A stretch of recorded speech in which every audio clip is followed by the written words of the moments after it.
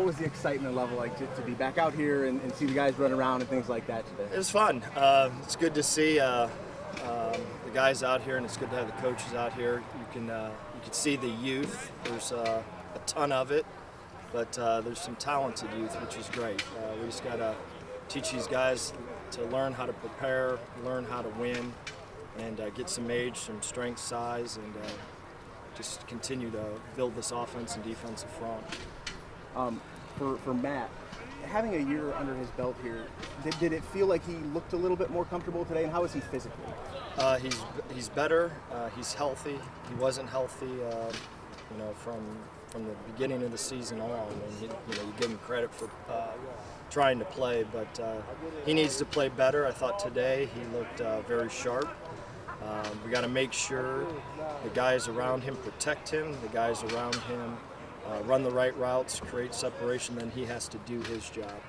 I thought last year I've had every single quarterback that I've ever had has went through a year of hell, and he did.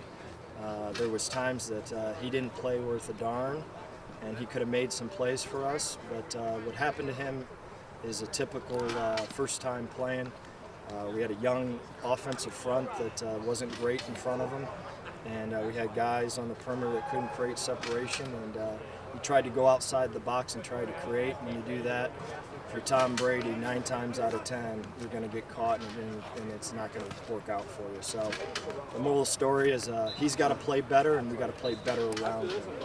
It looked like Tucker right now is taking most of the snaps with the twos. Is that kind of indicative, or is it just too early to tell? Yeah, that's way too early. We're rotating reps around, and with Matt's shoulder, we got a pitch count on him. He's only going to throw 50 competitive reps per practice for a while. So there's times that you're going to see him not even practice at all. So we'll see where we're at. We need to shore up that position. It's the first time any of them but Matt has had a training camp. Go figure that one out. So pretty wild.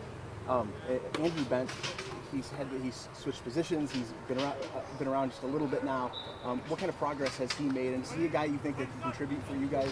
Absolutely. We wouldn't have moved him if we didn't think he could help us. And that tight end room has a chance to develop into a pretty good room. We got some young guys. Those tight end positions in our offense is tough. There's a lot of responsibility, and I think they're handling it well. And we got to help them. We got to understand that they're not juniors and seniors. We got to limit what they do a little bit. With the youth on your offensive line, coach, is that where tight ends are going to have some more responsibility in this offense this year in particular? Yeah, absolutely. We are young, and still not where we want to be. We had a staff meeting. We really think if we bring in 3 more older players next year, we're finally going to have depth at that position. Because it's talented, it's just young. These guys, these front guys right now should be spending another year in the weight room, getting big and strong and learning how to play. Well, they're learning how to play on the fly, and that's not easy. So it's a bunch of rookies up there right now, and it is what it is. I'll never forget the year before I went to Virginia Tech, it reminds me of the Boston College situation. You had Lindstrom, who was the 13th pick in the NFL draft. He was 240 pounds, playing as a true freshman, getting crushed. And then he grew into a heck of a football player. So we need to get these guys some age, and we need to keep developing that position. Right now, is Terrion Stewart your number one running back right now? At this point? On paper, sure. But we're rotating a bunch of guys. Really impressed with all of them. Their numbers, when we tested them, are through the roof. These young guys that are coming off the street are doing 225 in the mid-20s. They can run a little bit, so we feel like there's some depth there. We just got to get them going the right way. And but they're talented. They're good players. Asked you about Matt and kind of gone to the quarterback room. Talk about that dynamic a little bit, Coach. You've kind of gone from famine to feast this year, and some more bodies and other bodies. Yeah, we're going to build that. We're bringing in 2 young, really talented guys in January, and we want to make sure that position is shored up. And we're just every day trying to get better, trying to build, trying to teach youth how to play, how to win, create a little bit of confidence, and find a way to win a few games that we're not supposed to. What are the strengths of this team going to be special teams? Because that's one area that you actually have some senior leadership in. Well, you got a unbelievable leader. Bob Lugashevsky is premier. He's a team guy. He's everything you want in a special teams coach. You know, he's teaching our team our culture. He's awesome. And but to answer your question, our team should be pretty good.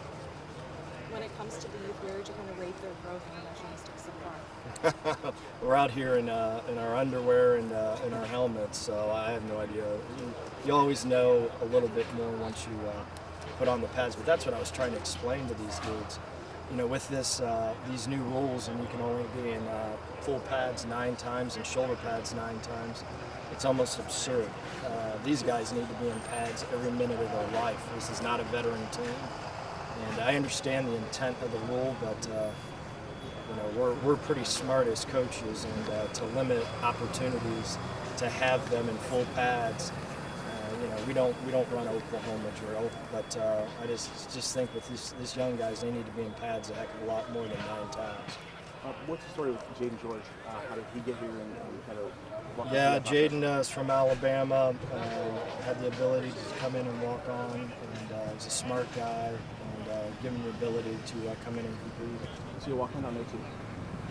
Yes. How about a message to the fans? Or what you talk about the youth of this program and not setting expectations too high? What should the fans expect from the program this game? Well, you want to see just as an improvement and across the board. And what I think you'll see is at times you'll see that light that we're talking about, and at times you won't. The consistency is the biggest, hardest thing with young guys, particularly at the offensive line. When you're young,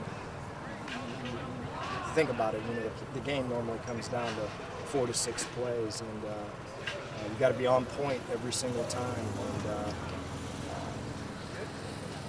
it's going to be critical that as the year goes, we just consistently continue to get better and better. Get a few more bigger bodies that are older into the program. Get some speed at the back end, and we feel like then we're pretty much in position to be a super competitive team.